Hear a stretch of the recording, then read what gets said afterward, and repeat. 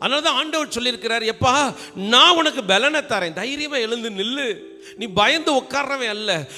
எலியாவே நீ சூரச்செடிக்கில் போய் படுக்கிறவன் அல்ல, உன்னை கொண்டு என்னால் பெரிய காரியத்தை செய்ய முடியும். இன்னைக்கு இங்கே வந்திருக்கிற அநேகரை பார்த்து ஆண்டவர் சொல்கிறாரு, உன்னை கொண்டு பெரிய காரியங்களை செய்ய போகிறேன், உன்னை கொண்டு அந்த தேசத்தையே ரட்சிக்க போகிறேன்.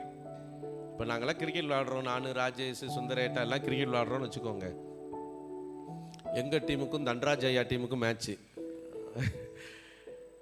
அப்போது தன்ராஜ் ஐயா டீமில் நல்லா விளையாடக்கூடியது யார்? அகஸ்டின்.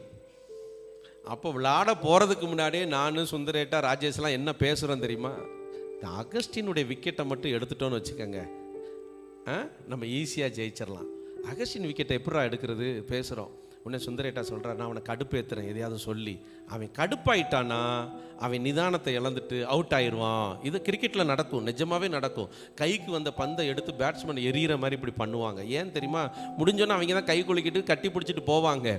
ஆனால் அப்படி எரியும் போது அவனுக்கு என்ன வந்துடும்? டென்ஷன். இப்படியாடா எரிய வர, அடுத்த பந்து போடு, உன்னை நான் அடிக்கிறேன்னு அடிக்கும்போது அவுட் ஆயிடுவான். பிசாசு இதைத்தான் பயன்படுத்துகிறான் நம்மகிட்ட.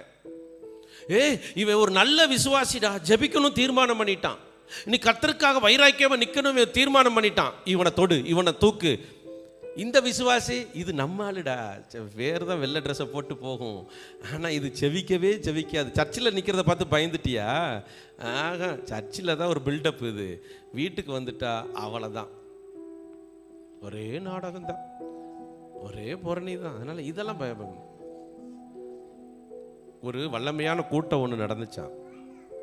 அப்போது பிசாசுகளுக்கெல்லாம் பயம். ஐயோ, இந்த கூட்டத்தில் இவர் பிரசங்கம் பண்ணுறதை கேட்டு நிறைய பேர் மனம் திரும்பிட போகிறாங்களேன்னு ஒரே குழப்பம். அப்போ தலைவன் பிசாசு சொல்லிடுச்சு, எல்லாருக்கும் ஒரு வேலை தரேன்டா, நீ போய் அந்த தெருவில் இருக்கிற வரவங்களை நிறுத்திடு, நீ போய் இந்த ஊர்லேருந்து வரவங்களை மலையை உண்டு பண்ணி நிறுத்திடு, நீ இதை பண்ணிடு அதை பண்ணிடுன்னு எல்லா பிசாசுகளுக்கும் வேலையை பிரித்து கொடுத்தாச்சு.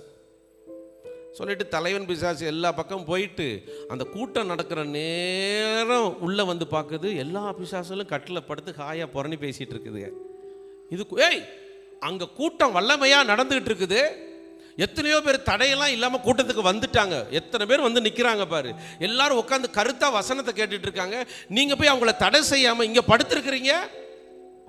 உடனே அதில் ஒரு பிசாசு சொல்லிச்சான், தலைவரே நாங்கள் ஒரு புது திட்டத்தை போட்டோம். என்னன்னா, பேசுகிற ஆளையை கவுத்திட்டோம். யார? பேசுகிற ஆளை இன்னைக்கு நாங்கள் எங்கள் பக்கம் இழுத்துட்டோம். அதனால் அவர் இன்னும் 2 மணி நேரம் முக்கி பேசினா கூட அங்கே ஒருத்தனுக்குள்ளேயும் சத்தியம் என்ன செய்யாது, போகாது. அதனால் கூட்டம் நமக்கு தான் சாதகம். ஆமென், அல்லேலூயா.